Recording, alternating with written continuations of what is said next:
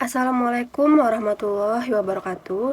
Perkenalkan, nama saya Tiara Nusifera Aulia dari mahasiswi semester 1 Prodi Sarjana Terapan Sanitasi Lingkungan dengan NIM saya P071332233053. Di sini saya sedang mengerjakan tugas mata kuliah Pendidikan dan Budaya Anti Korupsi yang diberikan oleh Bapak dosen Bapak Tommy Sujarwadi MS. Memberantas korupsi di Indonesia bukanlah sesuatu pekerjaan yang mudah, dan pekerjaan ini harus dilakukan secara berkelanjutan dengan melibatkan semua pihak. Adapun 3 strategi yang sedang dijalankan di Indonesia, yang KPK menyebutnya dengan sebutan Trisula Pemberantasan Korupsi.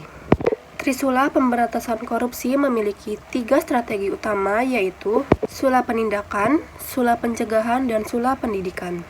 Yang pertama yaitu Sula Penindakan.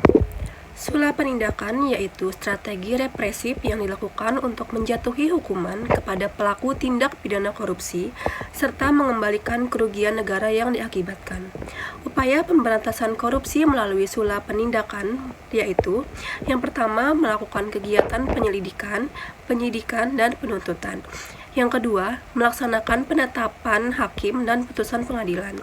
Yang ketiga, melakukan pelacakan aset, pengelolaan barang bukti, serta pelaksanaan eksekusi barang rampasan. Dan yang terakhir, melaksanakan supervisi terhadap perkara tindak pidana korupsi yang ditangani aparat penegak hukum atau APH lainnya. Yang kedua adalah sula pencegahan. Sula pencegahan adalah strategi yang dilakukan dalam memaksimalkan fungsi pencegahan di awal.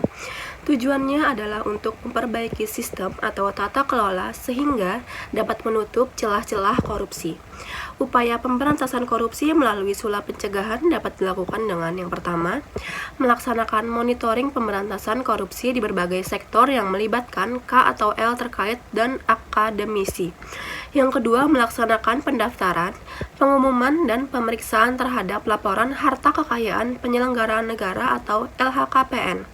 Yang ketiga, membentuk anti korupsi badan usaha atau AKBU sebagai pencegahan korupsi di dunia usaha.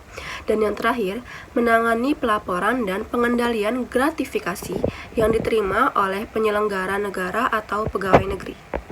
Dan yang ketiga adalah sula pendidikan. Sula pendidikan merupakan pelaksanaan kampanye, penyebaran, dan edukasi nilai-nilai anti korupsi kepada masyarakat dengan tujuan meningkatkan kesadaran anti korupsi dan menanamkan nilai integritas kepada masyarakat. Upaya pemberantasan korupsi melalui sula pendidikan dapat dilakukan dengan yang pertama, mendorong implementasi pendidikan anti korupsi atau PAK pada setiap jejaring pendidikan. Yang kedua, melaksanakan program sosialisasi dan kampanye anti korupsi, dan yang terakhir menjalankan program sertifikasi anti korupsi.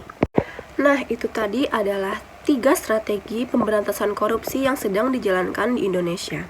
Dan sekarang saya ingin berpendapat mengenai hukuman apa sih yang pantas untuk para koruptor.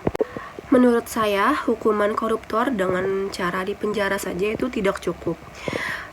Menurut pendapat saya, hukuman yang tepat untuk para koruptor adalah hukuman mati atau hukuman potong tangan, agar memberikan efek jera kepada koruptor dan membuat orang yang ada niat untuk korupsi akan takut dan tidak jadi melakukan korupsi. Namun, keputusan ini pasti akan menimbulkan perspektif negatif bagi beberapa orang, bahkan menganggap hukuman ini tidak manusiawi dan tidak sesuai dengan hak asasi manusia seperti yang tercantum pada pernyataan Hak Asasi Manusia Pasal 5. Hukum itu perlu ditegakkan karena bukan hanya untuk kepentingan individu, melainkan untuk kepentingan orang banyak. Sehingga, jika negara ini menerapkan hukuman tersebut, maka para koruptor akan berkurang karena telah mengetahui konsekuensi dari perbuatan korupsi. Pada saat itu juga perekonomian serta kemaslahatan bersama akan terjamin. Dengan demikian, jika negara ini menerapkan hukuman tersebut bagi para koruptor, maka sedikit demi sedikit tingkat korupsi di negeri ini akan berkurang serta akan hilangnya bentuk diskriminasi antar tahanan. Maka dari itu, selain dengan menegakkan hukum tersebut, perlu adanya upaya yang mendukung hal tersebut seperti membangun budaya anti korupsi di masyarakat, memperbaiki mental dan moral bangsa, melibatkan institusi pendidikan anti korupsi, meningkatkan kejujuran dan karakter bangsa, serta melibatkan masyarakat dalam penegakan hukum.